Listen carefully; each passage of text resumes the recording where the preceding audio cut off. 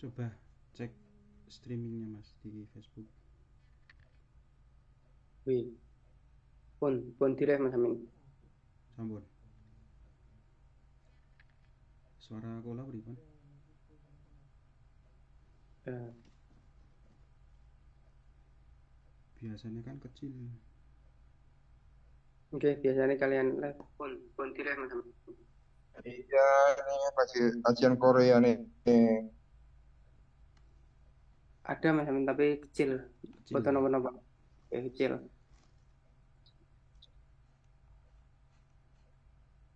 Semaksimalnya.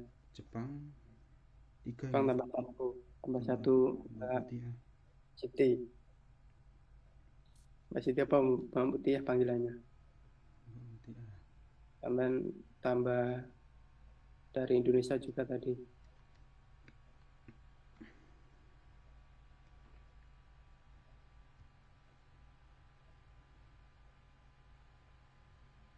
Berapa 16?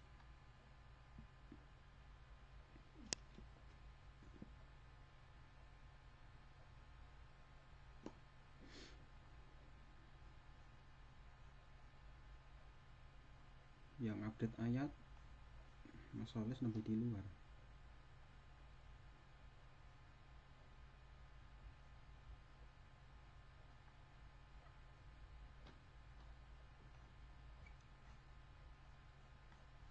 Yang update saya sinten nih Mas Amin.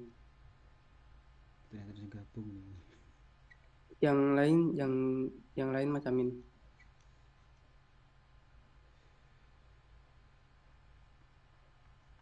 Ternyata Mas.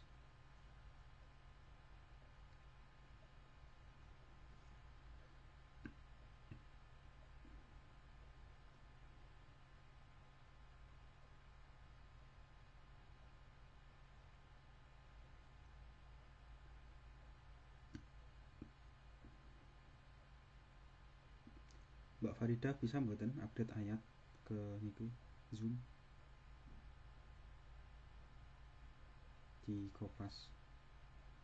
Nanti kalau ada ayat yang disuruh membaca.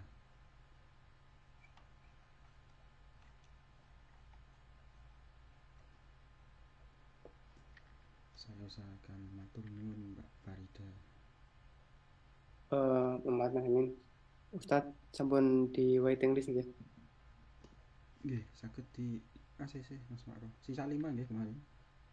Nggih. Bun Mas Amin. Saya admit.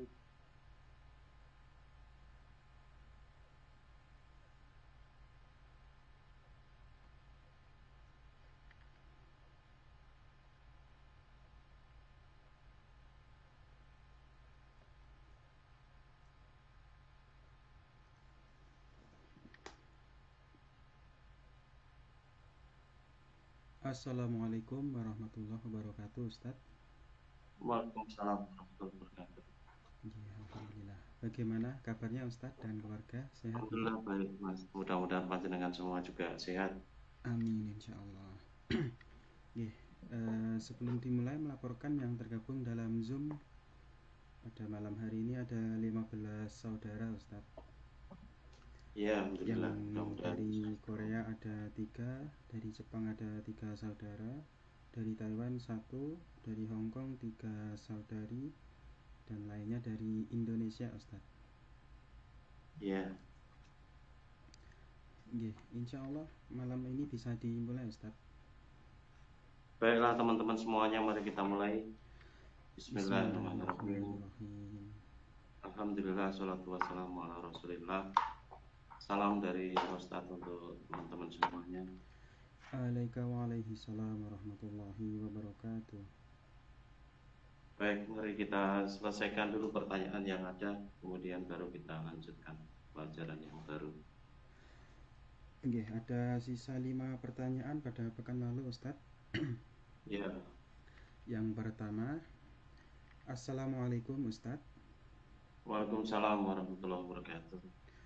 Di dalam sholat berjamaah, shaf harus rapat dan lurus. Terkadang kita berdampingan dengan orang yang gemuk dan besar sehingga kita terhimpit. Terkadang kita berdampingan dengan orang bau badannya dan bau nafasnya kurang nyaman di hidung, sehingga sholat kita menahan menghirup nafas, kurang khusyuk. Bagaimana sikap kita kalau kita menjumpai kondisi yang demikian, Ustadz? Iya, yang namanya kebersamaan ya seperti itu. Artinya tidak ada kebersamaan yang sempurna dalam sholat berjamaah karena masing-masing orang yang berbeda satu dengan yang lain begitu ya.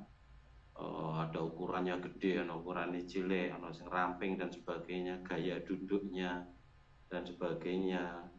Kadang kelendeti kita tidak nyaman betul nindi kita dan sebagainya. Ya kesabaran itulah nanti yang akan dibalas oleh Allah dengan kebaikan yang berlipat ganda begitu. Artinya kalau kita mengharapkan kesempurnaan di dalam segala hal itu tentu saja tidak bisa kan gitu. Bahkan Rasulullah pun juga mengalami pada saat sholat Jumat begitu, kemudian para sahabat itu yang ikut sholat Jumat itu banyak keringat ya, pulang dari ladang dari mana dan sebagainya, bekerja dan sebagainya. Kemudian bau keringatnya tidak sedap kan itu. Nah kemudian muncul tuntunan untuk mandi sebelum sholat Jumat itu kan itu. Ya, maka kita berusaha semaksimalnya untuk menunaikan apa yang disunahkan oleh Rasul termasuk mandi tadi. Kalau sebenarnya kalau masing-masing orang Islam itu seperti itu, artinya memperhatikan apa yang dianjurkan, disarankan, dituntunkan oleh Rasulullah itu jadi bisa mengurangi maksimal dari ketidaknyamanan, apakah bau ketiak ataukah bau keringat yang lain atau gaya duduk yang tidak mengenakkan dan sebagainya. Ya, terlebih yang kita dulu yang artinya mulai dari diri kita sendiri, kita tidak bisa mengatur orang lain, maka biasakan ya ketika selesai mandi itu menggunakan deodoran. Saya ulang, jadi biasakan ketika mau mandi itu menggunakan deodoran. Deodoran itu bukan pewangi sebenarnya, karena deodoran itu sebenarnya adalah lapisan untuk menutup pori, ya, untuk menutup pori yang ada di ketiak sehingga tidak keluar keringat. Kalau keringat itu keluarnya di ketiak, nanti karena di situ itu tempat banyaknya bakteri, ya, maka kemudian minyak yang keluar itu jadi makanan bakteri yang lezat, kemudian dia tumbuh berkembang, berkembang biak menjadi banyak dan akhirnya memproduksi bau yang busuk di ketiak kita itu kan itu. Ya. Jadi jangan hanya memakai parfum saja. Parfum itu tidak mencegah keluarnya keringat di ketiak. Ya. Ketiaknya itu ditutupi dengan lapisan deodoran tadi sehingga keringatnya tidak keluar di ketiak tetapi keluar di bagian yang lain. Kalau keluar di bagian lain yang lain misal saja di wajah atau di leher dan sebagainya tidak begitu menimbulkan bau busuk kan gitu ya. Nah, segera dihapus juga, segera diusap juga, kan dilap juga. Tetapi kalau dikeringat dan jarang yang melap keringat kan gitu sehingga dia menumpuk menjadi makanan bakteri menjadi busuk baunya. Ya, kalau merasa mahal menggunakan deodoran bisa beli yang namanya tawas ya. Tawas itu paling 1 kilo mungkin 10.000, artinya kita nggak butuh 1 kilo, hanya butuh sedikit saja nanti dihancurkan, dibikin powder gitu, kemudian dilarutkan dalam air saja sudah bisa itu kemudian untuk mengoles ketiak kita. Ya, untuk menutup fungsinya hanya sekedar untuk menutup pori supaya keringat tidak keluar di situ sehingga tidak jadi bahan makanan bakteri pembusuk yang ada di keringat kita kan gitu. Jadi ya dalam kebersamaan tentu saja yaitu tadi harus ada kesabaran antara satu dengan yang lain. Ya ibaratnya kita berjalan di desak-desakan dengan banyak orang, ya kadang kaki kita terinjak tidak tersengaja. Duduk bersama dengan di dalam jamaah, di dalam baris soft gitu ya, dengan orang yang gemuk, kemudian ketika dia duduk tentu kan posisinya jadi miring begitu karena model duduk tahiyatnya seperti itu ya, kemudian kita kepelindes sikile atau badannya ke desak dan sebagainya, ya sabar kan itu. Nah kalau sudah pengalaman seperti itu, sesok mana harus jejer wong lemu gitu, jejer wong kuru wae kan gitu. Jadi disiasati sendiri sehingga apa namanya tetap bisa khusyuk kan gitu. Nah begitu juga dengan orang yang bau itu, ya kalau memang awalnya sudah mencium bau yang begitu, geser saja, pindah ke tempat yang lain kan itu. Nah, lebih baik lagi nanti di saat lain itu ditemui, diberitahu supaya pakai deodoran dan sebagainya tadi, atau parfum dan sebagainya gitu. Sehingga satu dengan yang lain itu bukan saling mengganggu sengaja atau tidak sengaja, tetapi saling menghadirkan kenyamanan di dalam beribadah kan gitu. Dan tentu saja itu tidak hanya berlaku untuk ibadah, untuk kegiatan apapun yang lain mestinya kita berhak untuk melakukannya dengan nyaman meskipun bukan ibadah. Begitu Mas, mudah-mudahan jadi paham. Kemudian pertanyaan selanjutnya Ustadz. Assalamualaikum.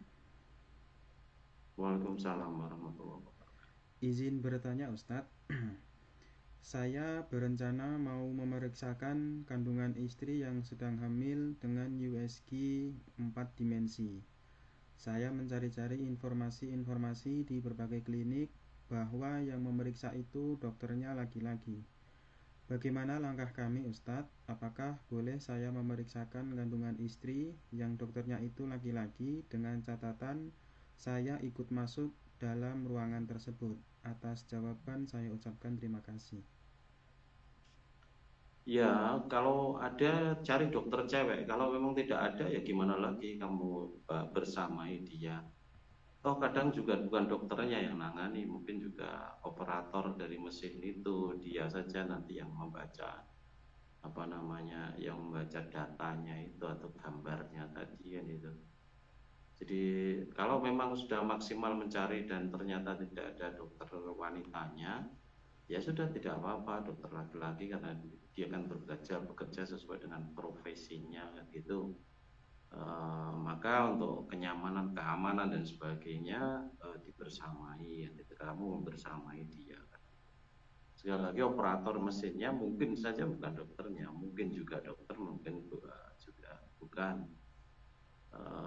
Kalau kamu bisa ngomong sama dokternya, kalau bisa USG-nya dioperasikan oleh perawat yang cewek, dok, gitu kan bisa berani ngomong begitu, biar dia yang operasikan, paling tidak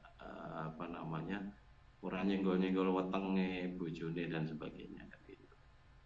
Sehingga lebih nyaman lagi gitu, tidak usah rikuh, takut atau apa, ngomong saja sama dokternya. Kalau bisa mohon dioperasikan, USG-nya dioperasikan oleh perawat yang perempuan gitu.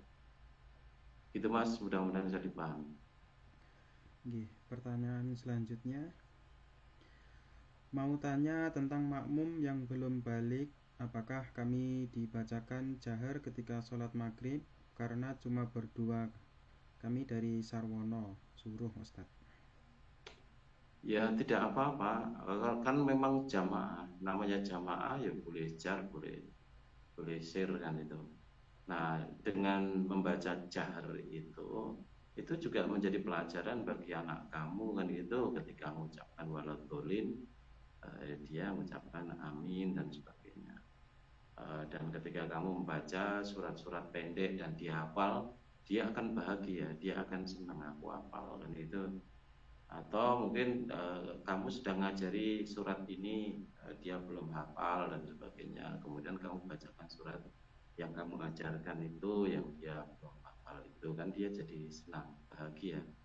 bersama bapaknya, bermakmum sholat di situ dan dia mengenal suratnya atau hafal suratnya dan sebagainya. Ya, kalau bisa satu surat yang dia hafal, kemudian yang satu surat yang dia sedang dia pelajari, misalnya gitu kan, jadi membahagiakan anak, ya. Yang itu merupakan hasungan anak untuk sholat berjamaah, gitu ya. Meskipun tidak diucapkan secara lisan, tetapi perbuatan itu sudah menjadi hasungan bagi dia. Artinya menjadikan dia senang, bahagia dengan sholat bersama kamu atau dengan sholat berjamaah tadi kan itu. Jadi saya tetap menganjurkan untuk dibaca jahar itu agar juga supaya muncul keterlibatan dia di dalam sholat itu antara lain dengan bacaan. Itu memang strategi dari Rasulullah untuk menyatukan hati para jamaahnya, anak buahnya, orang-orang yang beriman itu. Ya, di samping dia mendengarkan juga dia mengucapkan, artinya ada keterlibatan, punya rasa memiliki terhadap sholat jamaah. Dan itu kemudian yang kedua, anak bisa mengambil pelajaran dari apa yang kamu baca, apa yang kamu lakukan di dalam sholat tadi dan sebagainya, jadi pelajaran tersendiri bagi anakmu. Ya, kemudian juga yang ketiga muncul, diharapkan juga muncul kebersamaan. Artinya dia paham atau tidak paham, ngerti dalam mengungkapkan kata-kata atau tidak, tetapi dia akan menilai, wah bapakku bijaksana ya, gitu, dalam bahasa halus. Artinya anak tidak mungkin, anak yang belum balik tadi mungkin belum ngerti soal yang seperti itu, tetapi rasa bahagia itu bisa merupakan indikator bahwa di dalam hatinya itu muncul penilaian bahwa bapaknya bijaksana kan gitu. Begitu Mas, mudah-mudahan jadi paham. Ke pertanyaan selanjutnya. Assalamualaikum warahmatullahi wabarakatuh, Ustaz. Waalaikumsalam warahmatullahi wabarakatuh. Izin bertanya, sholat fajar itu apakah dilaksanakan sesudah sholat tahiyatul masjid, apa sesudahnya? Terima kasih Ustaz. Ya tergantung kamu. Kalau kamu wudhu di masjid dan sebagainya begitu, setelah masuk masjid begitu, mestinya kamu langsung sholat fajar aja, tidak usah sholat tahiyatul masjid gitu. Ya, yang ada memang tuntunannya sholat fajar kan itu. Kemudian kalau masuk masjid pas tidak ada sholat fajar, tentu saja akan melaksanakan sholat tahiyatul masjid tadi kan itu. Persis seperti seorang sahabat yang dia datang terlambat ketika sholat Jumat, Rasulullah sedang khutbah gitu ya. Kemudian duduk kan itu, kemudian Rasulullah memerintahkan dia berdiri lagi, melarang dia duduk, memerintahkan dia berdiri untuk sholat 2 rakaat, yang kemudian oleh para ulama sholat itu disebut sebagai sholat tahiyatul masjid, sholat penghormatan kepada masjid.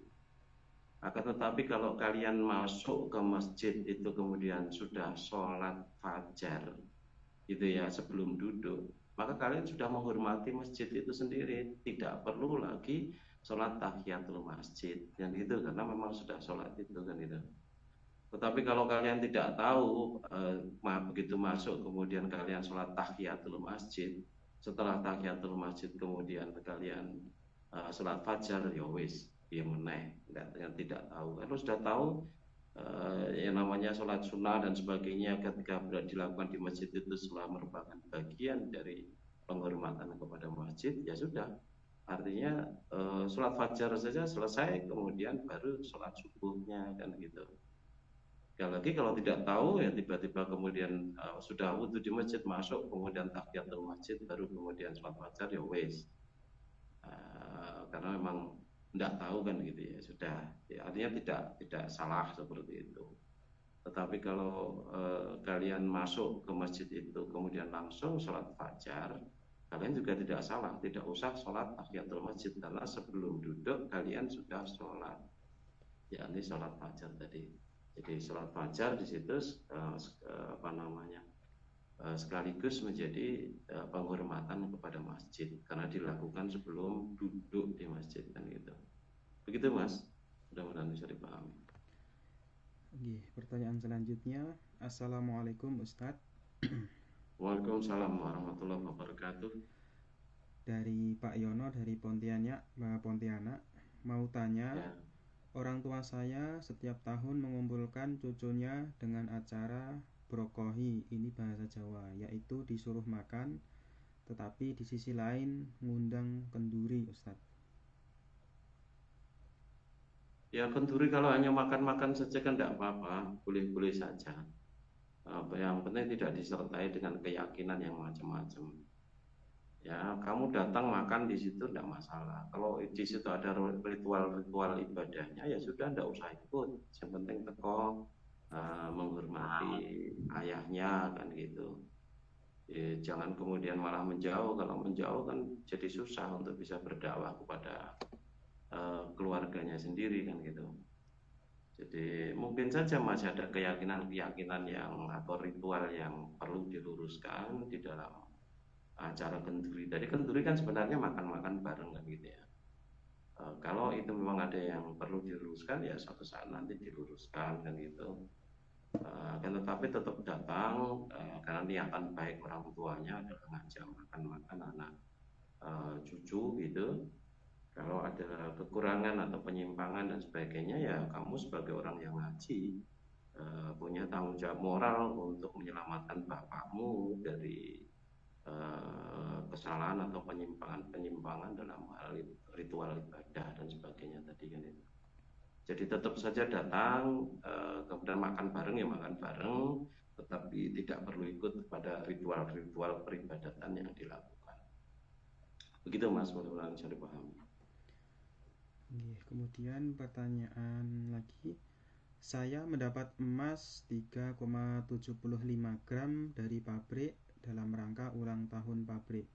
Zakat untuk emas itu bagaimana dan berapa Ustadz? Ini posisi di Korea Ustadz. Ya tinggal dinilai di situ emasnya berapa per gram di situ, kemudian misal saja per gramnya di situ umpamanya saja 100 won misalnya saja. Kalau 3,75 dan sebagainya itu kan berarti 375 won. Dibulatkan saja menjadi 400 won. 400 won ya nanti zakatnya kira-kira 10 won kan itu. Kira-kira 10 won. Kalau memang kalau memang per gramnya 100 won kan gitu, 400 won dibulatkan ke atas saja di sekitar 10 won kan tidak banyak. Jadi 2,5% dari nilainya itu kan itu, 2,5% dari nilainya itu kan kira-kira 1/40 ya, 1/40. Artinya 400 won dibagi 40 kan menjadi 10 kan itu. Kurang lebihnya gitu. Cukup mungkin? Untuk pertanyaan, alhamdulillah tidak ada lagi Ustaz. Baik, kalau sudah cukup kita lanjutkan pembicaraan kita tentang sifat-sifat orang Bani Israel yang harus kita hindari seperti apa yang kita doakan dalam Al-Fatihah sehari 17 kali itu. Kita ingin dijauhkan dari sifat-sifat orang Yahudi dan Nasrani. Yahudi sebagai Al-Maghdub dan Nasrani sebagai Abdul, dua-duanya tidak dikehendaki kan itu. Maka kita sampai sekarang kepada ayat yang ke-42. Silakan dibaca 42 sekaligus 43 mungkin ya. Mudah-mudahan bisa kita selesaikan. Quran Surat Al-Baqarah surat yang kedua ayat 42 dan 43. Ya. أعوذ بالله من الشيطان الرجيم ولا تلبسوا الحق بالباطل وتكتموا الحق وأنتم تعلمون وأقيموا الصلاة وآتوا الزكاة واركعوا مع الراكعين. Dan janganlah kamu campur adukan kebenaran dengan kebatilan, dan janganlah kamu sembunyikan kebenaran, sedangkan kamu mengetahuinya. Dan laksanakanlah sholat, tunaikanlah zakat, dan rukuklah beserta orang yang rukuk. Iya, jadi kelanjutan dari ayat yang ke-41 yang di situ kita bisa menyaksikan bahwa Allah merintahkan kepada orang Yahudi dan Nasrani itu untuk beriman kepada Al-Quran yang membenarkan kitab-kitab sebelumnya kan gitu, dan diingatkan betul supaya jangan kafir gitu ya.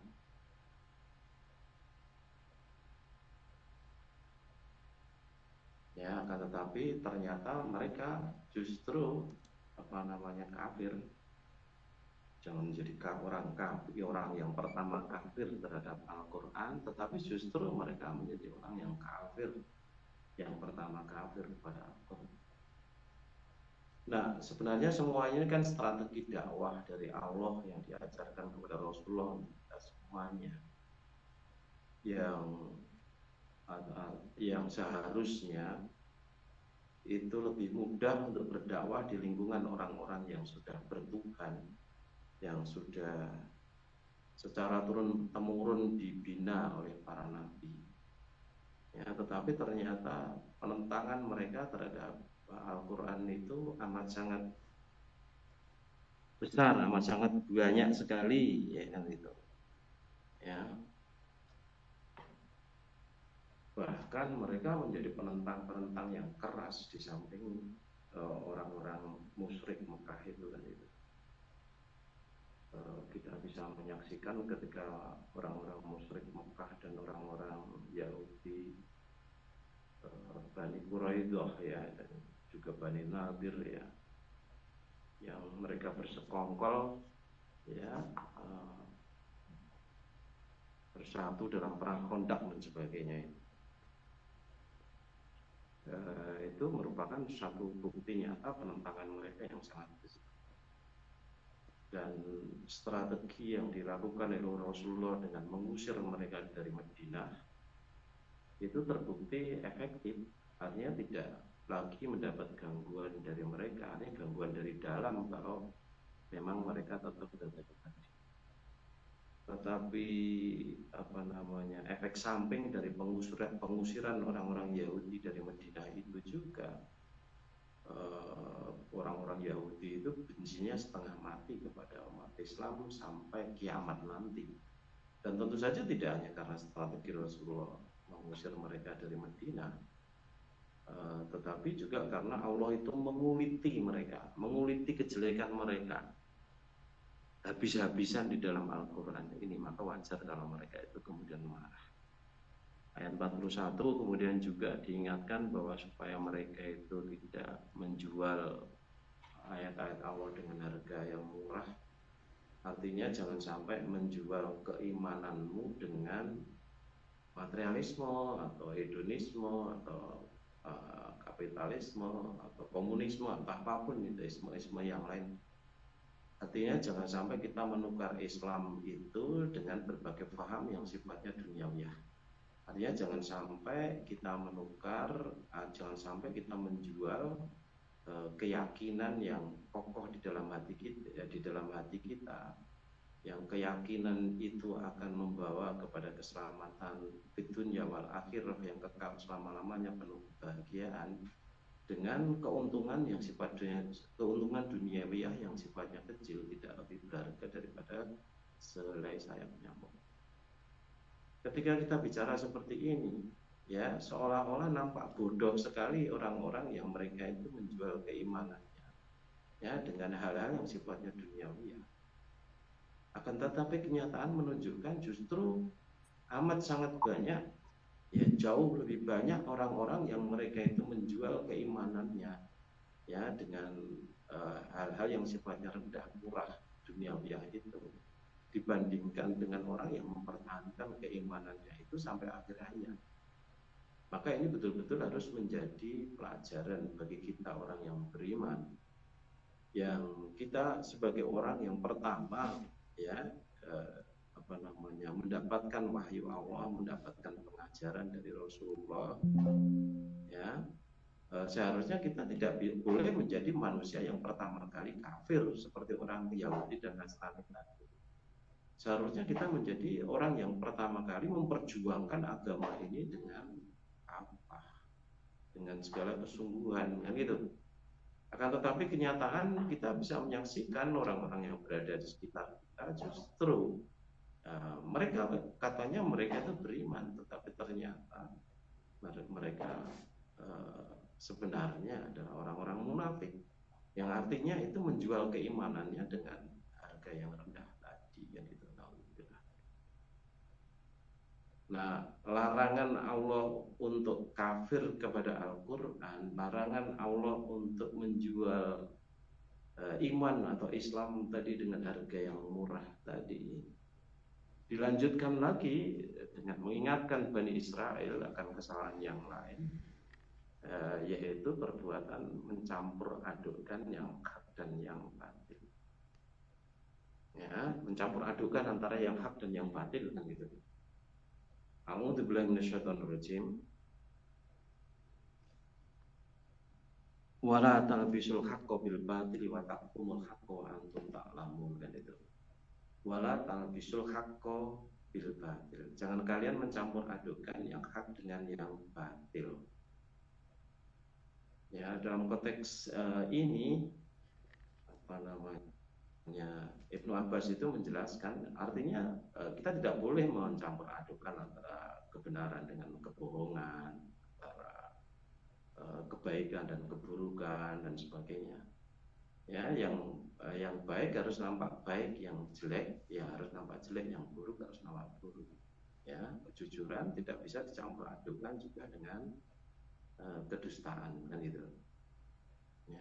Nah, itu berlaku secara umum, meskipun sebenarnya ayat ini adalah untuk orang Yahudi. Kalau orang Yahudi dan Nasrani, maka dalam konteks itu kemudian yang namanya Qatadah itu menjelaskan bahwa maksud dari talbisul haqqo bil batil itu adalah jangan kalian mencampur adukkan ajaran-ajaran Yahudi dan Nasrani dengan Islam. Ya, karena agama yang betul dalam pandangan Allah itu hanya Islam saja gitu loh. Sedangkan Yahudi dan Nasrani tadi di samping memang sebagiannya berasal dari wahyu, tetapi mereka sudah mencampur adukkan antara yang hak dan yang batil di situ. Kita sudah pelajari bahwa mereka menulis kitab dan mendapik diri bahwa kitabnya itu datang dari Allah, kan itu sudah kita baca. Ya. Di samping itu dia juga menjelaskan bahwa jangan sampai ada kaitannya di situ watak tumul haqqo wa antum ta'lamun, dan kamu menyembunyikan kebenaran sedang kalian mengetahui, kan itu ya. Nah, dalam konteks itu Qatadah mengatakan bahwa mereka menyembunyikan sifat-sifat Rasulullah yang diberitakan oleh Allah dalam kitab-kitab sebelum Al-Quran itu, kan gitu. Nah, itu yang terjadi. Nah, dalam konteks mencampur adukkan itu, Qatadah juga mengatakan bahwa perbuatan talbis itu adalah mencampur adukkan satu dengan yang lain sehingga menjadi mirip satu dengan yang lainnya. Gampangannya aja, kalau kita punya beras yang kualitas 1 kemudian ada beras yang kualitas 2 dicampurkan, tidak akan nampak yang kualitas 2 dengan bedanya dengan kualitas 1 tadi. Artinya yang hak dan yang batil dicampur adukkan sedemikian rupa sehingga yang batil itu tidak nampak batil, dan itu loh, seolah-olah dia benar. Nah, itu yang terjadi di kalangan orang-orang Yahudi dan Nasrani seperti itu. Ya. Nah, dalam konteks ini juga Allah memberitahukan kepada umat orang-orang beriman ini bahwa sebenarnya mereka itu tahu tentang sifat-sifat dari Rasulullah Muhammad SAW. Ya, seperti mereka itu mengetahui anak-anak mereka sendiri, tapi mereka sengaja untuk menyembunyikan itu. Karena mereka sekali lagi takut dia kehilangan pengaruhnya dan sebagainya. Minggu lalu kita singgung bahwa orang-orang Yahudi, Nasrani dan sebagainya itu mereka mendirikan gereja itu yang Nasrani dalam konteks itu termasuk juga yang di Indonesia ini. Sekarang banyak gereja yang dijual di Indonesia ini, ya karena tidak begitu laku, rugi ya, membina gereja kalau jamaahnya tidak banyak, tidak bisa menutup biaya operasional itu kan itu. Nah, beda dengan Islam yang masjid itu memang tidak untuk komersial sama sekali kan itu. Nah, mereka banyak yang menggunakan yang seperti itu. Nah, kalau seorang pendeta atau seorang rabai Yahudi misalnya saja, nah kemudian dia mempertahankan ajaran-ajaran leluhurnya tadi, tetapi mereka membuka tentang sifat-sifat Muhammad Rasulullah SAW itu, maka kemudian mereka akan khawatir, takut kalau umatnya pada lari sehingga tidak dapat kolektor, tidak dapat infak dan sebagainya yang bisa mereka gunakan untuk biaya operasional kehidupan mereka kan.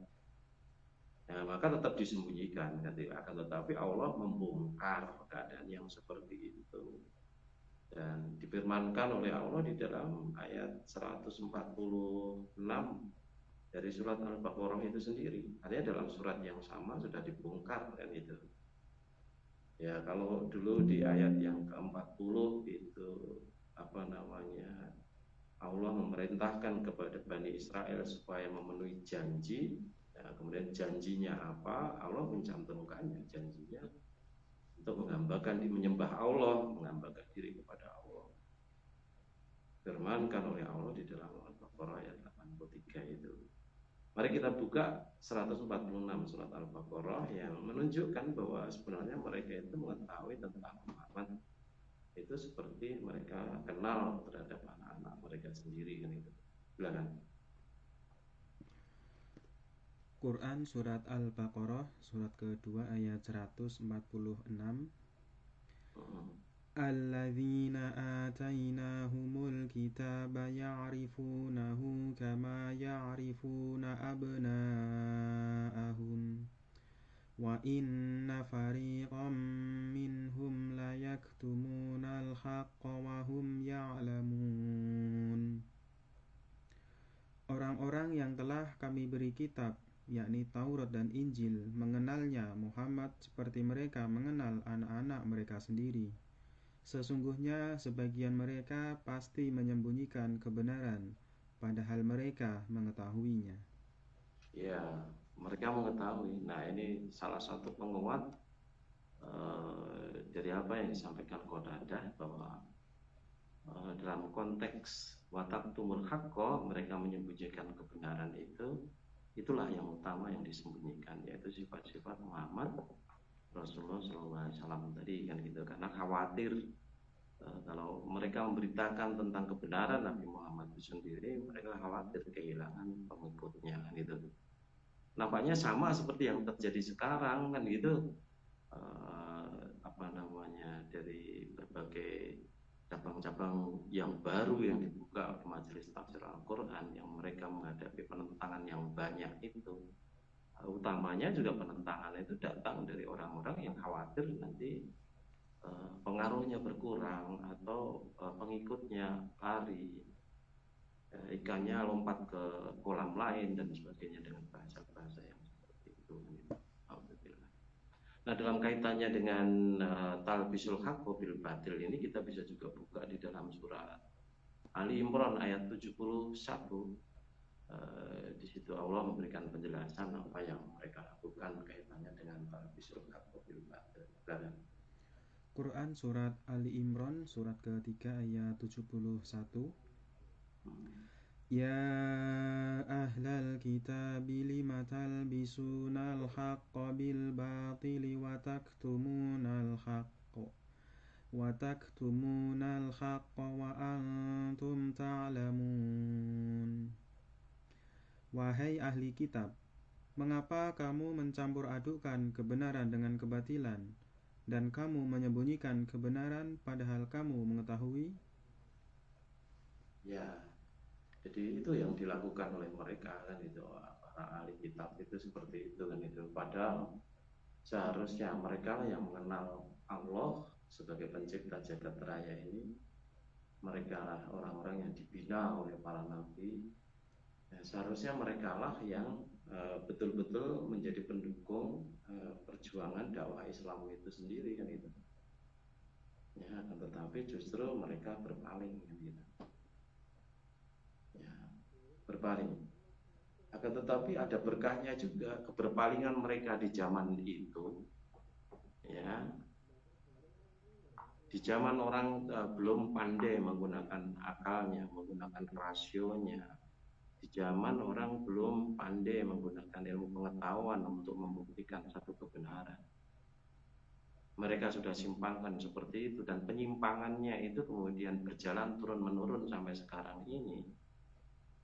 Ya, nah sekarang di abad modern ini, di mana logika orang berpikir sangat bagus, kemudian sains dan teknologi yang sudah berkembang mampu dipergunakan untuk membuktikan kebenaran-kebenaran itu. Nah, maka sekarang ini banyak orang-orang yang kemudian berpaling dari Nasrani, dari Yahudi, karena merasa bahwa agama mereka menjadi tidak masuk akal, terutama dalam konteks ketuhanan dan gitu. Ya, nah termasuk itu juga yang mereka sembunyikan, artinya yang diajarkan oleh Allah kepada para nabi itu adalah tauhid Tuhan yang satu saja, ya. Akan tetapi kemudian oleh para pemimpin itu dibelokkan kan gitu.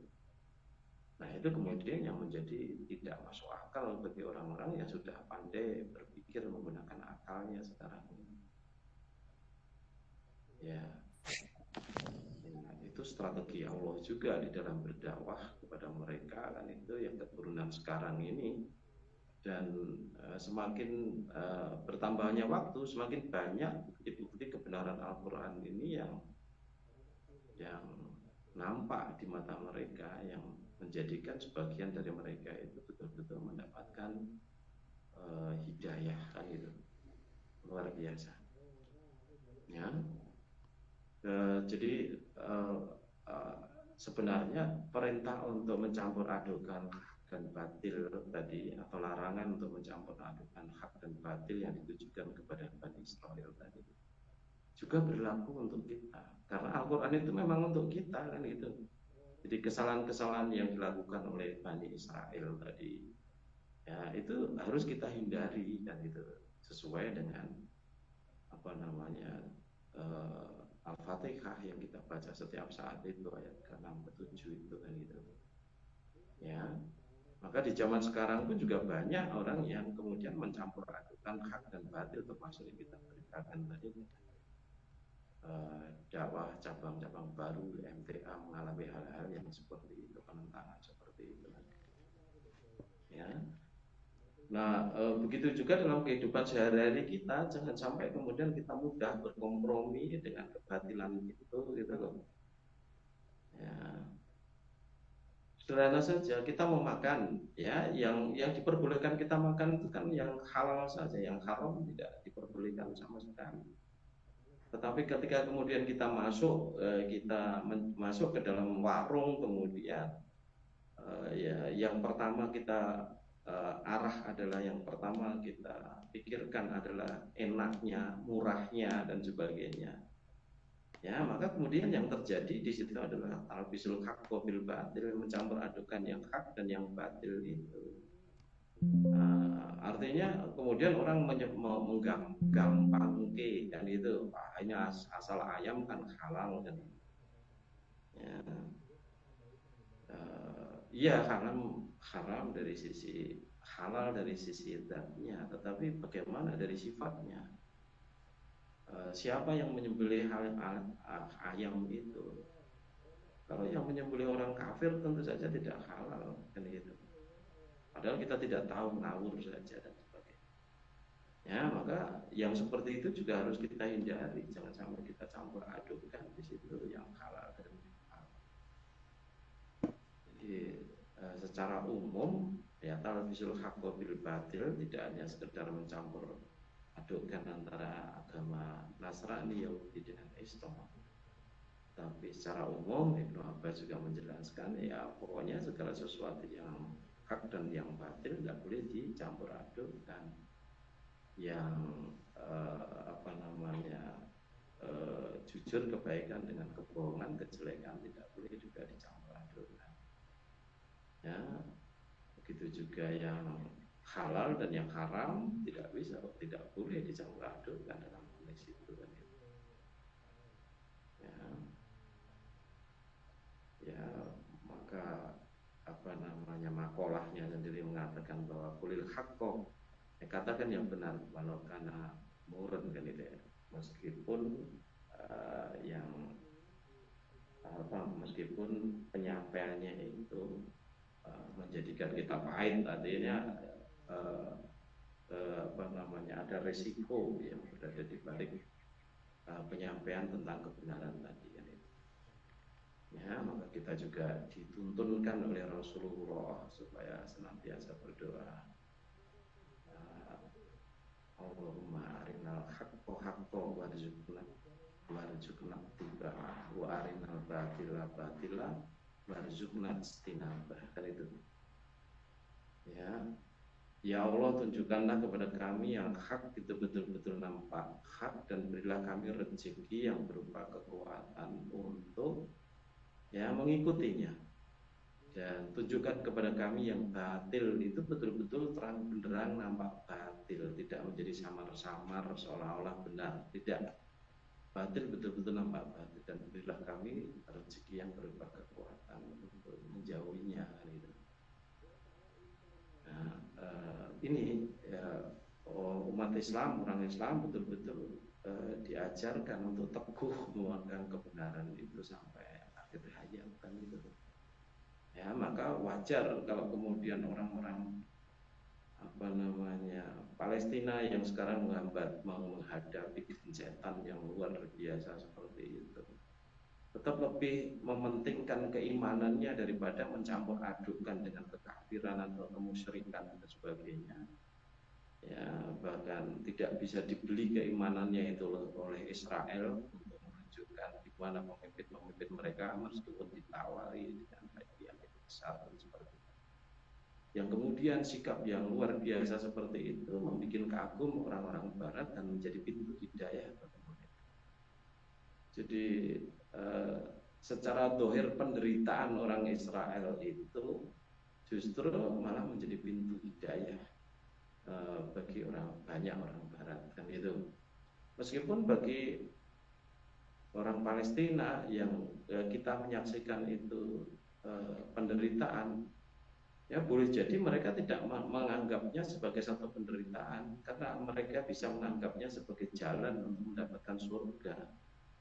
Para mujahid yang mereka itu perang fisabilillah dan betul-betul berharap syahid mati di dalam medan pertempuran itu, secara dohir mungkin badannya kena 5, 10, 20 anak panah baru kemudian mati.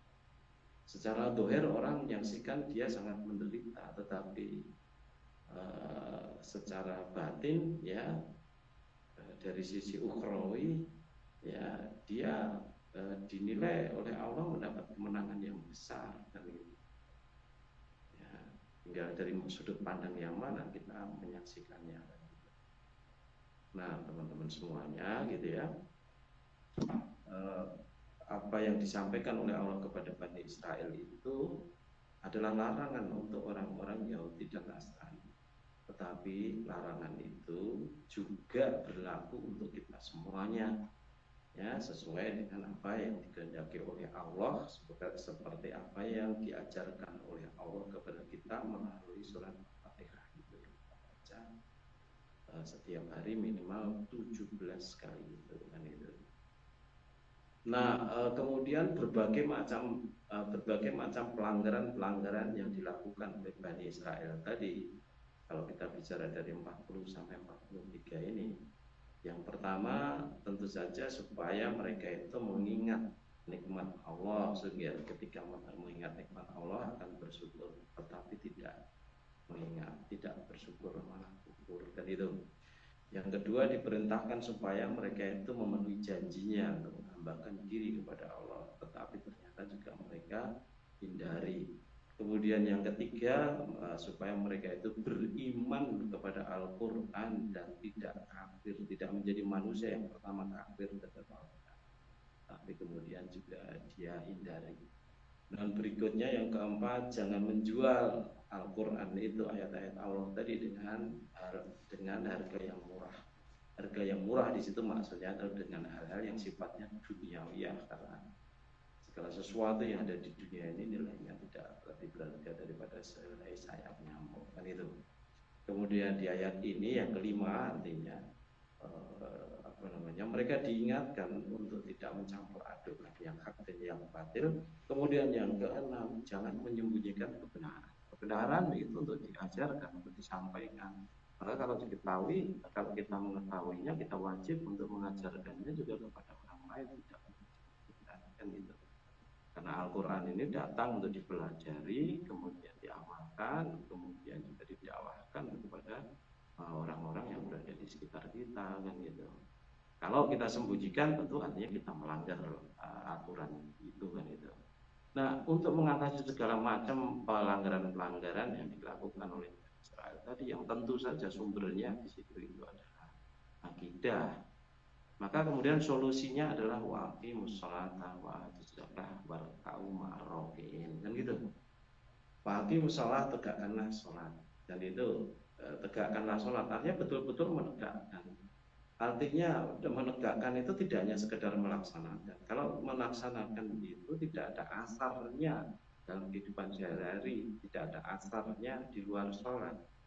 Tetapi kalau yang namanya menegakkan itu dia tetap tegak, baik di dalam sholat maupun di luar sholat. Artinya kalau di dalam sholat itu dia adalah hamba Allah yang baik, di luar sholat itu dia juga hamba Allah yang baik. Ya, kalau di dalam sholat itu dia memahasucikan Allah, di luar sholat juga dia memahasucikan Allah. Kalau di dalam sholat dia membesarkan, mengagungkan Allah, di luar sholat juga dia mengagungkan Allah. Tidak, yang justru malah menghinakan Allah dengan melakukan berbagai macam pelanggaran, kan gitu. Menegakkan sholat itu, kan gitu.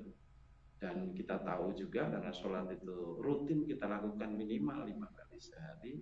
Allah ya melalui At-Taha ayat ke-14 yang sering kita baca itu berfirman, a'udzubillahi minasyaitonir rajim, innani ana Allah, sesungguhnya aku ini adalah Allah, la ilaha illa ana, tidak ada ilah selain aku, fa'budni, hambakanlah dirimu kepadaku, wa aqimis sholata lidzikri, dan tegakkanlah sholat untuk mengingat aku. Nah, ini perintah Allah kepada Bani Israel, juga perintah Allah kepada kita. Dan itu, kalau tadi perintah Allah kepada Bani Israel tadi supaya mengingat Allah tadi, tentu saja mengingat perjanjiannya dengan Allah, bahwa mereka sudah menemukan perjanjian dengan Allah untuk menghambakan diri kepada Allah. Artinya yang orang yang sholat itu senantiasa menyegarkan syahadatnya. Nah, kalau dalam konteks orang Nasrani tadi, orang yang mereka yang sholat itu tentu saja menyegarkan kembali perjanjiannya dengan Allah, menyegarkan kembali semangatnya untuk menghambakan diri kepada Allah. Ya, dalam bahasa kita tentu saja menyegarkan kembali ya semangat kita untuk menggapai kemenangan dengan sholat itu sendiri. Hayya 'alas sholah, hayya 'alal falah, kan gitu. Artinya umat Islam itu, orang-orang Islam itu harusnya menyambut setiap sholat itu dengan antusias, dengan penuh kebahagiaan, karena di balik sholat itu ada kemenangan. Lah kok gimana kok di balik sholat itu ada kemenangan? Iya, tentu saja. Nah, karena orang yang sholat dan menyadari bahwa sholatnya itu ya, merupakan bagian dari penghambaannya kepada Allah. Orang yang sholat dan dia menyadari bahwa sholatnya itu mengingatkan kembali akan perjanjiannya dengan Allah, ya, kepada Allah untuk menghambakan diri kepadanya. Orang yang sholat itu mengingatkan kembali setiap saat untuk tanha anil fasya. Artinya orang yang sholat itu senantiasa setiap saat diingatkan untuk menjadi orang yang baik. Nah, kalau dia memang betul-betul menjadi orang yang baik dalam pandangan Allah, dia menang di dunia wal akhirah. Ya, menang dari hawa nafsunya, menang dari setan, iblis dan sebagainya yang menggodanya, menjadi orang-orang yang mukhlis, kan gitu ya. Ya, menang atau sukses di dalam mencapai kebahagiaan di dunia wal akhirah tadi, kan gitu. Ya, wa aqimus shalah, kan itu. Ya, ada di dalam sholat maupun di luar sholat, dia betul-betul menyadari bahwa dia adalah hamba Allah yang Allah senantiasa menghendaki dirinya untuk menjadi orang yang baik, kan itu. Kemudian wa aqimus zakah wa atiuz zakah, tidak tunaikanlah zakat. Kalau sholat tadi adalah untuk membangun hubungan vertikal antara hamba dengan Allah, ya, hubungan vertikal antara hamba dengan Allah. Artinya akidah sekaligus ibadah di situ yang diperbaiki. Sedangkan wa'atiuz zakah, tunaikanlah zakat, itu adalah memperbaiki hubungan horizontal antara seorang individu mukmin dengan orang-orang yang berada di sekitarnya. Artinya orang beriman itu senantiasa diingatkan untuk menjadi orang yang peduli kepada orang sekitarnya. Maka Rasulullah itu dalam banyak hadisnya itu arahnya memperbaiki akhlak orang yang beriman tadi. Bahkan beliau juga mengatakan innama bu'istu liutammima makarimal akhlak.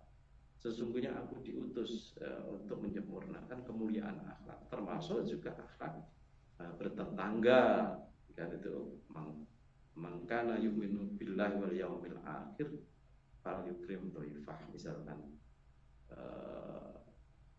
fal yukrim ila jarihi misal saja, atau jarohu, kan itu, supaya dia memuliakan tetangganya, ya, kepada tetangganya dan sebagainya. Dibangun oleh Islam itu, diingatkan orang beriman itu oleh Rasulullah seperti itu. Bahkan Rasulullah juga mengatakan khairun nas anfa'uhum linnas. Ya, sebaik-baik manusia itu adalah orang yang bermanfaat bagi orang lain. Ada orang-orang di sekitar kita, gitu loh. Tidak peduli agamanya sama atau tidak dan sebagainya. Sama persis seperti seorang dokter yang ketika dia akan mengobati pasien tidak pernah ditanya apa agama, apa nasionalismemu dan sebagainya. Tidak. Artinya betul-betul adil di dalam memberi perlakuan kepada pasiennya tadi, kan. Nah, itu yang masuk ke dalam kategori khairun nas anfa'uhum linnas. Nah, dalam bahasa Al-Qur'an ayat Al-Baqarah ayat ke-43 itu wa'atiuz zakah, dan tunaikanlah zakat.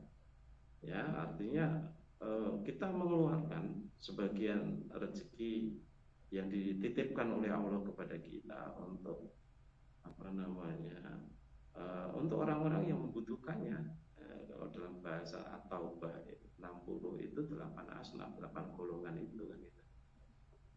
Nah, artinya dua sisi kehidupan manusia itu, sisi vertikal dengan ibadahnya, hubungannya dengan Allah itu betul-betul dikuatkan dan diutamakan justru, dan sebagai bukti bahwa dia itu hubungannya dengan Allah yang itu menjadi baik kalau dia itu memang secara muamalah juga jadi baik. Artinya dia itu menjadi orang yang dermawan, mudah mengeluarkan hartanya fisabilillah. Karena dia menyadari bahwa apa yang dititipkan oleh Allah kepada dia itu ada hak dari orang-orang yang berada di sekitarnya untuk bisa menikmati. Paling tidak 2,5% dari zakat itu sendiri, kan itu 2,5% dari harta itu yang bentuk zakat itu, kan. Dan tidak cukup itu untuk mengatasi berbagai macam persoalan yang berada di atas tadi, masih ditambah lagi dengan warka'u ma'ar-raki'in. Dan rukuklah kalian bersama-sama dengan orang yang merukuk gitu loh. Nah, banyak ulama yang memahami bahwa warka'u ma'ar-raki'in atau rukuklah bersama dengan orang-orang yang merukuk. Rukuk itu kan sumber sholat. Sholat kita kan dianjurkan sunnah muakkadah untuk berjamaah itu. Maka warka'u ma'ar-raki'in itu dimaksudkan adalah dan hiduplah kalian itu secara berjamaah, hiduplah dalam kebersamaan. Dan itu bahasa umumnya orang mengatakan bahwa manusia itu adalah makhluk sosial yang mereka tidak bisa hidup sendiri, ya, dan tidak diperkenankan hidup dengan gaya individualis atau egois dan sebagainya. Bahkan sudah kita bahas, kalau sampai kita tercemar virus egois itu termasuk dalam kelompok anania, dan itu syirik kan gitu. Begitu juga kalau kita termasuk ke dalam membanggakan kelompok kita, golongan kita, majelis kita dan sebagainya, bukan Islam yang dibanggakan, nah, maka kita termasuk dalam golongan asobiyah. Ya, kedua-duanya ananiah maupun asobiyah itu termasuk dalam kelompok syirik yang harus kita hindari. Tidak bisa kita campur adukkan syirik tadi dengan keimanan gitu. Coba kita buka di dalam surat Al-An'am ayat 82, kaitannya dengan talbis lagi. Quran surat Al-An'am surat ke-6 ayat 82. A'udzu billahi minasy syaithanir rajim. Alladzina amanu wa lam yalbisu imanahum bidzulmin ulaika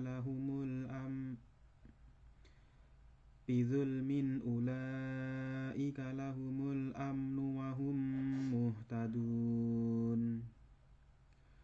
Orang-orang yang beriman dan tidak mencampur adukkan iman mereka dengan syirik, mereka itulah orang-orang yang mendapat rasa aman dan mereka mendapat petunjuk.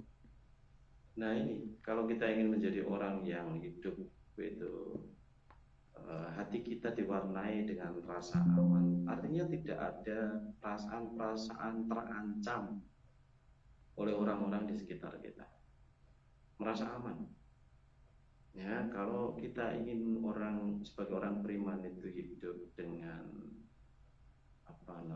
kehidupan yang diwarnai oleh hidayah, ya, hidayah gitu ya, maka jangan sampai kita mencampur adukkan itu tadi antara iman dengan, dalam bahasa di situ ada dzulmin, kedoliman. Ya, dzulmun adim itu adalah syirik. Jangan mencampur adukkan antara iman dengan syirik.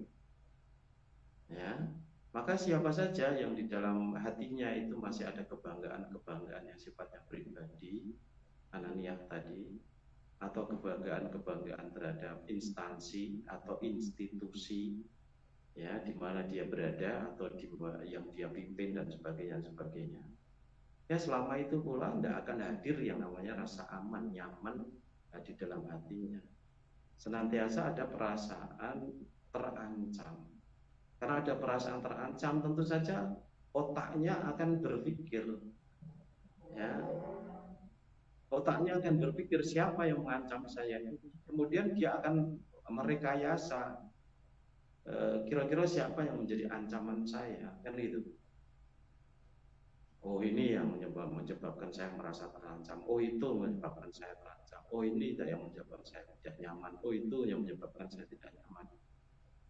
Akhirnya yang seharusnya orang-orang di sekitarnya itu diperlakukan sebagai satu tubuh, itu kemudian diperlakukan sebagai ancaman dan itu, atau penyebab ketidaknyamanan dan sebagainya seperti itu. Nah, itu munculnya dari syirik. Artinya apa? Artinya kalau di dalam hidup kita itu ternyata masih ada merasa tidak nyaman, merasa terancam oleh apapun atau siapapun yang berada di sekitarnya, yang kita hadirkan sebagai ancaman itu, kita masih syirik.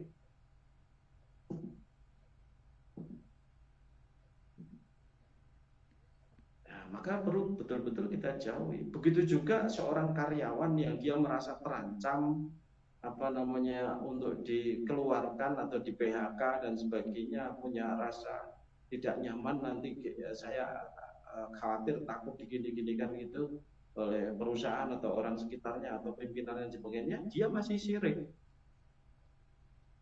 Seharusnya dia pahami bahwa perusahaan, tempat kerja, institusi, instansi itu hanya wasilah saja.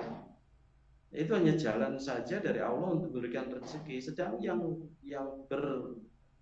berlaku sebagai, yang bertindak, yang berperan sebagai Ar-Razzaq itu tetap Allah. Dan Allah sebagai Ar-Razzaq itu mampu memberikan kita rezeki itu dari mana saja, tidak harus dari perusahaan yang kemudian kamu merasa terancam di situ. Maka bekerja di mana saja, nyamankan kehidupan kita itu, nyamankan hati kita, jangan sampai ada merasa terancam, dan jangan sampai ada pikiran-pikiran untuk menghadirkan ancaman-ancaman itu kira-kira datang dari siapa dan sebagainya. Itu pikiran kotor itu.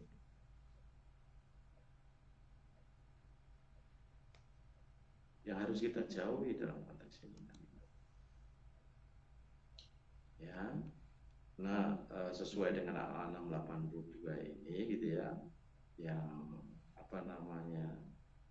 memberitahukan kepada kita semuanya bahwa kalau kita ingin hidup kita itu menjadi nyaman, aman, dan betul-betul senantiasa berada dalam ibadah,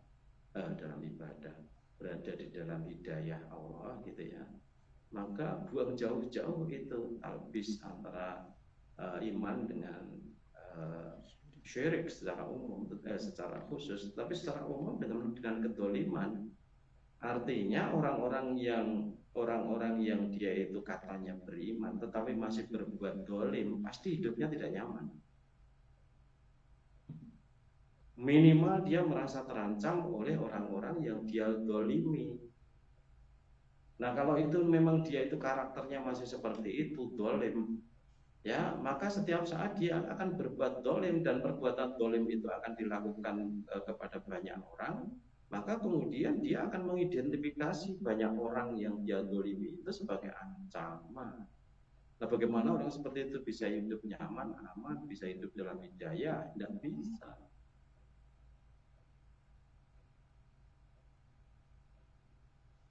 Ya. Nah, kelihatannya ayat 42-43 ini adalah firman Allah untuk Bani Israel. Ternyata kemudian ketika kita bahas itu ternyata juga betul-betul untuk kita, relevan untuk kita, dan betul-betul kita juga harus mempelajari, mengamalkannya dalam kehidupan sehari-hari. Ya, sekali lagi, warka'u ma'arrokiin, dan berjamaahlah, dan hiduplah kalian bersama dengan orang-orang yang hidup berjamaah tadi, ya gitu ya. Artinya kita betul-betul harus hidup itu menyatu antara satu imam, makmum, dan sebagainya. Itu artinya di dalam jamaah itu ada rahmat, ada kekuatan yang itu. Ya, tentu saja satu orang dibandingkan dengan dua orang yang sama-sama beriman, yang sama kokoh keimanannya, ya tentu saja akan lebih bermanfaat dua orang, kekuatannya lebih banyak, 100 orang dan sebagainya. Meskipun hadisnya dhaif dalam kaitannya dengan itu, akan tetapi ini sesuai dengan fakta, logika. Maka saya mengkhawatirkan betul, ya, mudah-mudahan bukan kesombongan, mengkhawatirkan betul omongan orang-orang Gaza itu yang mengatakan bahwa mereka tidak butuh tenaga, tidak butuh pasukan, mereka tidak butuh ini, butuh itu, tetapi butuhnya hanya doa, mohon didoakan saja. Tidak bisa seperti itu. Yang namanya perang itu, yang namanya persaingan, kompetisi itu, yang menang ya yang kuat. Artinya kalau Ukraina saja untuk melawan Rusia itu, dia butuh support yang banyak, senjata dari barat, dan juga butuh support tentara bayaran yang banyak. Harusnya Hamas juga menghadirkan yang seperti itu, kekuatan yang sama-sama beriman dari berbagai tempat, senjata dari berbagai tempat untuk melawan Israel. Jangan menutup diri untuk hadirnya pasukan asing atau tentara bayaran yang tidak dibayar, pejuang-pejuang yang mereka memang siap untuk syahid, untuk merebut Al-Aqsa itu gitu loh. Ya, mudah-mudahan itu bukan satu kesombongan. Mungkin saja ketololan atau bagaimana, tidak tahu. Ya, mudah-mudahan saja segera berubah pikiran itu, mengundang pasukan asing juga, sama seperti Israel menghadirkan tentara-tentara dari Inggris, dari Amerika, dari Pakistan dan sebagainya. Harusnya Hamas juga membuka diri untuk datangnya tentara-tentara yang siap membantu mereka untuk melawan orang-orang Yahudi ini, orang-orang Zionis ini kan gitu ya. Semua sesuai dengan sunatullahnya, kemenangan atau kekalahan sesuai dengan sunatullah. Ya. Nah, kalau tentara-tentara Hamas diberi kekuatan lebih oleh Allah, ya karena mereka memang betul-betul berani mati, ya itu menjadi satu kelebihan. Tapi bukan berarti pasukan asing yang datang ke situ nanti juga tidak berani mati. Mereka perang itu juga harus berani mati. Ya mungkin orang-orang Israel itu karena sudah lama tidak berperang, lama mereka merasa di atas angin, punya kekuatan, sehingga mereka mentalnya jadi kecil, ya. Bahkan Abu Ubaidah itu memberikan gambaran seolah-olah mereka dalam perang melawan IDF itu seolah-olah dia berburu bebek begitu. Luar biasa memang. Artinya rasa percaya diri dihadirkan oleh Allah di dalam hati mereka untuk menghadapi musuh yang secara dohir itu kekuatan militernya sangat kuat, tetapi ternyata di tangan Hamas mereka mengalami kesulitan untuk mengalahkannya.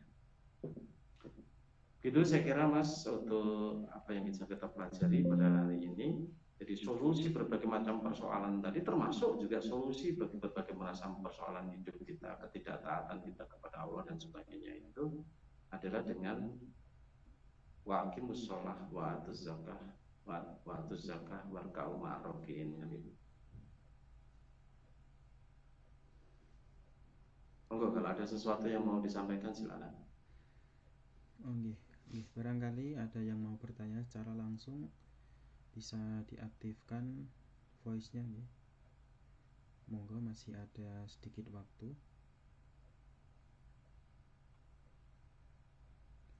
Bu Nino Kinanti nggih, silahkan diaktifkan voice-nya, bisa nggih? Bismillah. Assalamualaikum Ustadz. Waalaikumsalam warahmatullahi wabarakatuh. Silakan Bu Nino. Mohon izin bertanya. Ini nyambung tentang masalah sholat tadi. Saya kan sering numpang sholat di masjid itu kan. Jadi seringkali saya lihat ada ibu-ibu tuh kan memang salah satu syarat waktu kita sholat kan harus menutup aurat kecuali muka dan telapak tangan. Biasanya saya sering lihat tuh ibu-ibu tuh pakai celana panjang, terus baju panjang, kerudungnya hanya sampai dada. Kalau kami kan pakai kerudung sampai ke paha gitu ya. Ini hanya pakai kerudungnya sampai sedada aja gitu. Terus ya baju lengan panjang sama celana panjang, pakai kaos kaki gitu. Mereka melakukan sholat. Apa dengan pakaian yang seperti itu udah memenuhi syarat itu tadi menutup aurat, tapi kan apa ya, pakai celana biasa gitu. Kalau kami kan gamis jadi longgar gitu. Nah itu ibu-ibu tuh pakai celana panjang gitu. Apa itu udah memenuhi syarat? Ya itu satu. Terus yang kedua, seringkali imamnya itu pada waktu memimpin sholat itu dalam perpindahan gerakan itu kan membaca Allahu Akbar itu dipanjangkan gitu. Allahu Akbar. Apakah itu dibenarkan gitu, Ustadz? Terus dalam kita membaca hadis itu, apakah caranya itu, kaidah bacaannya itu sama seperti kita kalau membaca Al-Quran? Ya, peraturan kayak tajwidnya, makrotnya itu apakah sedetil panjang pendeknya itu seperti kalau kita baca Quran gitu juga, Ustadz? Mohon penjelasannya, Ustadz. Terima kasih. Iya, jadi yang pertama tentu saja yang sempurna di dalam sholat yang menyempurnakan juga syarat dan rukun yang termasuk juga pakaiannya tadi kan itu. Rasulullah melarang kita untuk pakai pakaian ketat dan itu yang menampakkan lekuk tubuhnya dan sebagainya itu di sholat maupun di luar sholat kan itu. Tapi kalau tadi sudah disampaikan kepada oleh ibu bahwa dia juga memakai gamis yang panjang, ya kalau memang gamisnya itu panjang sudah bisa menutupi atau mengcover pinggul, pantat dan sebagainya, tentu saja tidak masalah kan. Akan tetapi kalau masih ada bagian-bagian tubuh yang kemudian tidak tercover, yang itu yang harus disempurnakan. Ya kalau bisa ya diingatkan supaya lebih baik di dalam berpakaian ketika sholat maupun juga di luar sholat. Kalau tadi masih ada yang mungkin dadanya yang tampak dan sebagainya, atau karena kerudungnya yang tidak rapat menutup dan sebagainya, ya bisa tentu saja diingatkan. Mengingatkan mereka itu juga dalam bagian dari tawasobil haq, tawasobil sober kan itu. Jangan sampai ketika kita mengingatkan ada terselip di situ kebanggaan, saya lebih baik dari kamu, saya lebih baik dari dia. Jangan sampai seperti itu. Ingat bahwa sekarang saya lebih baik dari dia, tetapi seminggu lagi, sebulan lagi, setahun lagi menjelang wafat belum tentu. Mungkin saja dia bertobat menjadi baik, mungkin saja kita yang baik sekarang itu karena satu sebab malah menjadi buruk kan gitu. Ya, maka itu pentingnya Bu, kita senantiasa husnudzon kepada orang lain kan gitu. Kalau ada orang yang lain salah, keliru, kurang, itu kita punya kewajiban untuk mengingatkannya. Ya, dengan tanpa merendahkannya, dengan tanpa merasa bahwa diri kita lebih baik. Ya. Kemudian yang kedua tadi apa, jadi lupa. Imam yang membaca takbir dipanjangkan, Ustaz. Oh iya, ya dipanjangkan. Ya, intikal itu kan sebenarnya juga tidak ada aturan yang pasti itu harus sepanjang ini atau sependek ini, kan tidak ada. Asal mengucapkan Allahu Akbar atau ucapan yang lain yang memang dituntunkan. Kalau dia itu diucapkan panjang gitu, ya saya tidak tahu alasannya karena apa, hanya karena kulino atau bagaimana kan itu.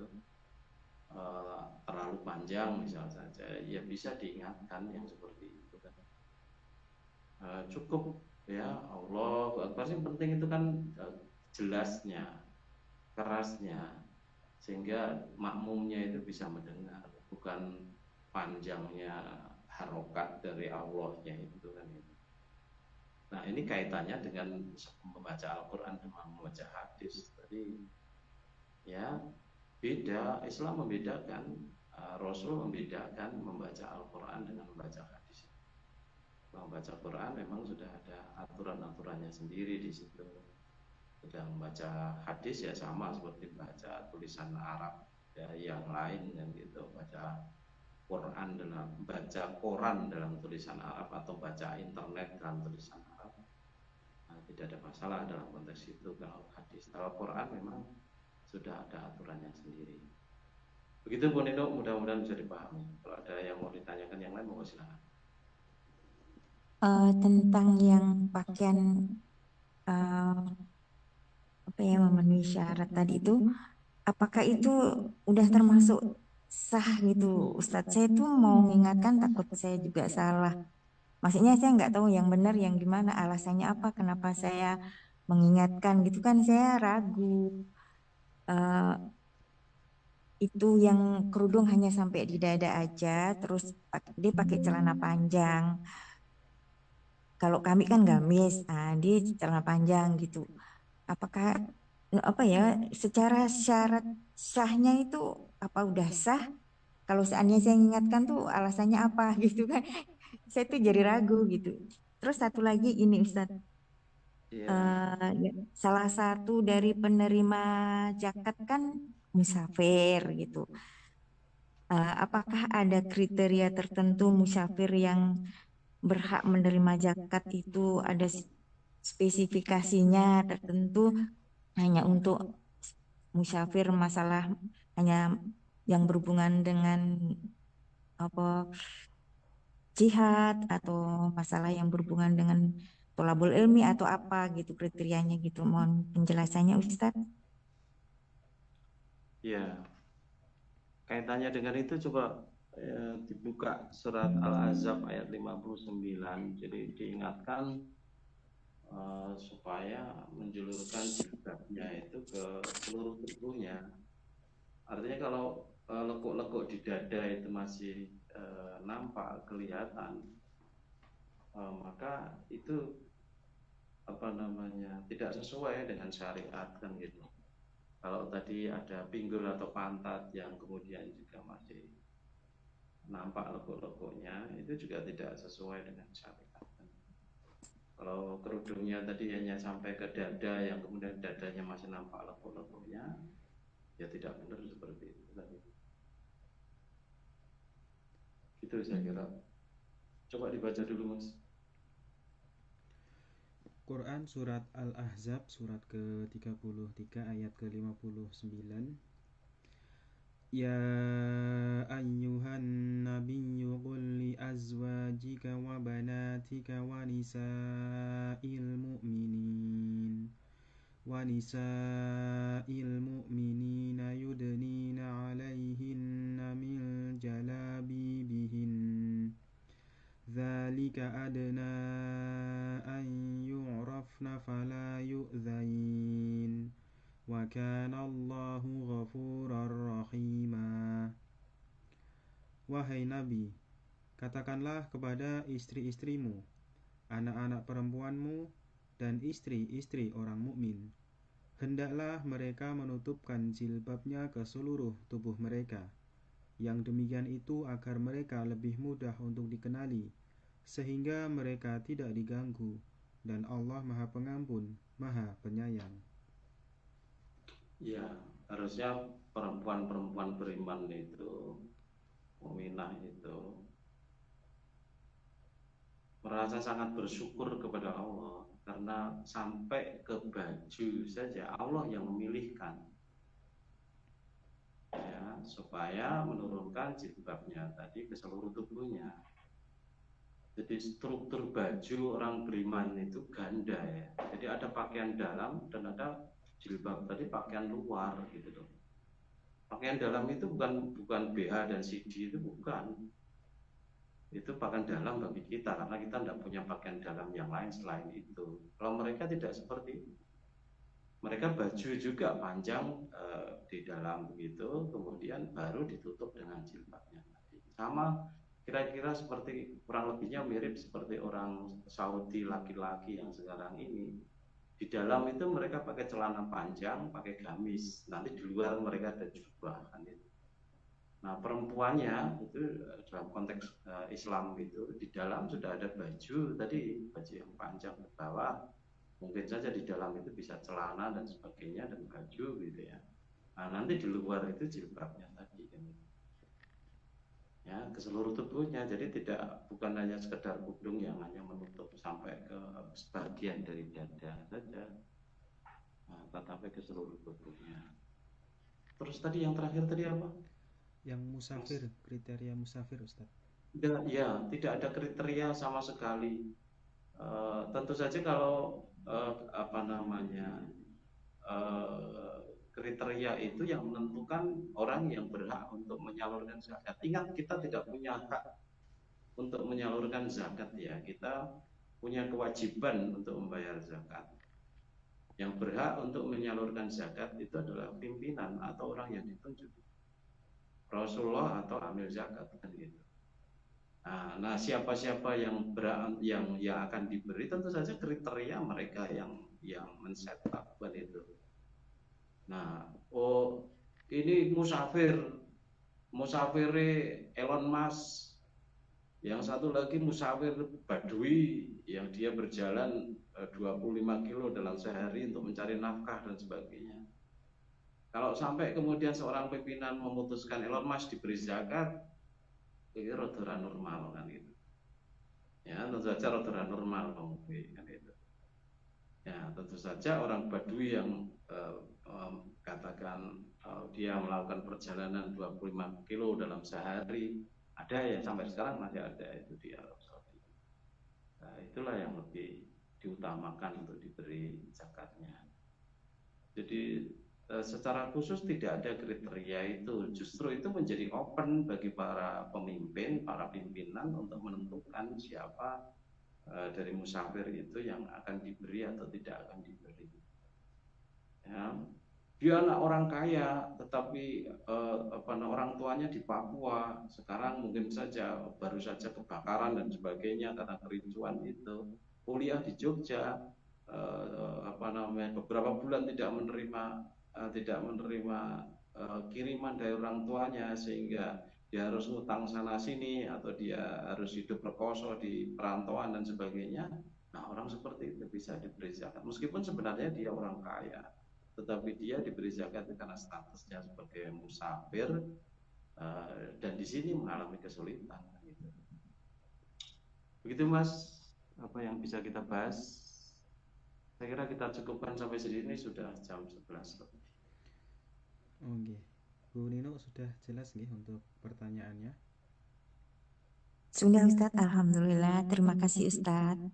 Sama-sama. Alhamdulillah. Ya, alhamdulillah sudah jam 11 di sini. Untuk pertanyaan sisa 1 insya Allah disampaikan pertemuan selanjutnya Ustadz. Insyaallah ya. Kemudian laporan terakhir tergabung dalam Zoom ada 26, yang menyimak di Facebook ada 24 Ustadz. Ya, mudah-mudahan bisa istiqomah dan bisa mengambil pelajaran. Itu aja saya kira apa yang kita bisa bahas hari ini. Kurang lebihnya saya minta maaf. Mari kajian kita akhiri. Alhamdulillahirabbil alamin. Alhamdulillahirabbil alamin. La ilaha illa anta astaghfiruka wa atubu ilaik. Assalamualaikum warahmatullahi wabarakatuh. Waalaikumsalam warahmatullahi wabarakatuh. Terima kasih Ustadz, selamat beristirahat. Sama-sama Mas. Baiklah, alhamdulillah telah kita ikuti dan simak tausiah dari beliau Ustadz Abdurrahman Suparno, yang mana pada malam hari ini melanjutkan tentang sifat-sifat kaum Bani Israel. Semoga kita bisa mengambil pelajaran apa yang disampaikan oleh beliau. Dan untuk pertanyaan yang belum disampaikan, insya Allah akan disampaikan di pertemuan selanjutnya kalau masih ada waktu ya.